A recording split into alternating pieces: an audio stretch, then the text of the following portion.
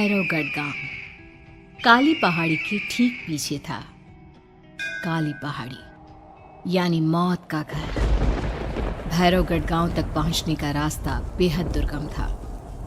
लगभग 24 घंटे घने तूफान और तेज हवाओं की वजह से वहां के वीराने माहौल की कहानियां लोगों के दिलों को दहला देती थी।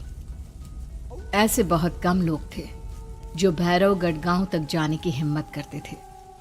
लोगों का कहना था कि इस गांव के आसपास बुरी आत्माओं का साया मंडराता है। गांव के रहने वाले लोगों ने वैसे तो अपनी आंखों से किसी बुरी आत्मा या साये को नहीं देखा था, लेकिन गांव का बच्चा बच्चा इस बात को महसूस कर सकता था कि गांव के ऊपर कोई तो खौफनाक साया मंडरा रहा है। और उसकी वजह ये थी कि उस गांव में जैसे ही कोई लड़का 18 साल का होता, उसके 18वें जन्मदिन की रात ठीक 12 बजे अकस्मात उसकी मौत हो जाती।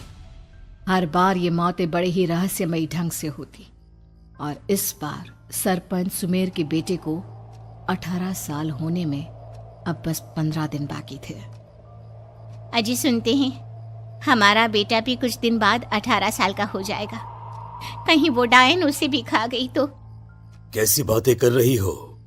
जब वो इस गांव में ही नहीं है तो कोई भी डायन या बुरा साया उसका कैसे कुछ बिगाड़ सकता है? उसे कुछ नहीं होगा। हाँ जानती हूँ, आपने उसे पढ़ाई के बहाने इस गांव से बाहर निकाल शहर भेज दिया है, लेकिन ये भी तो सच है ना कि वो बार बार यहाँ आने की जिद करता रहता है। वो चाहे कितनी भी जिद कर ले जानकी, पर मैं उसे इस गांव में कभी वापस नहीं आने दूंगा। मैं नहीं चाहता कि गांव के दूसरे लड़कों की तरह मेरे बेटे की भी अजीबोगरीब ढंग से मौत हो जाए। कभी कभी तो लगता है कि हम सब गांव वालों को हिम्मत करके अपने गांव को इस बुरी आत्मा से छुड़वा लेना चाहिए। लेकिन कौन जानता है आखिर वो खतरनाक साया किसका है? वो काली आत्मा कौन है जो रातों रात हमारे गांव के लड़कों को निगल जाती है?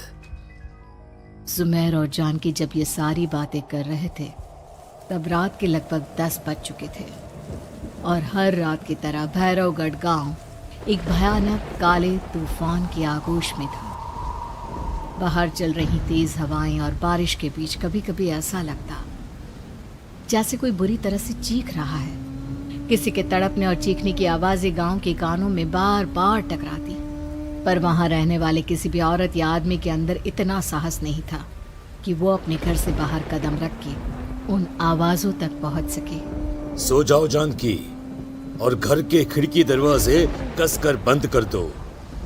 अब जानकी सब खिड़कियां करने ही लगती है कि तभी उसे अपने घर के दरवाजे पर जोर जोर से खटखटाने की आवाजें सुनाई देती है।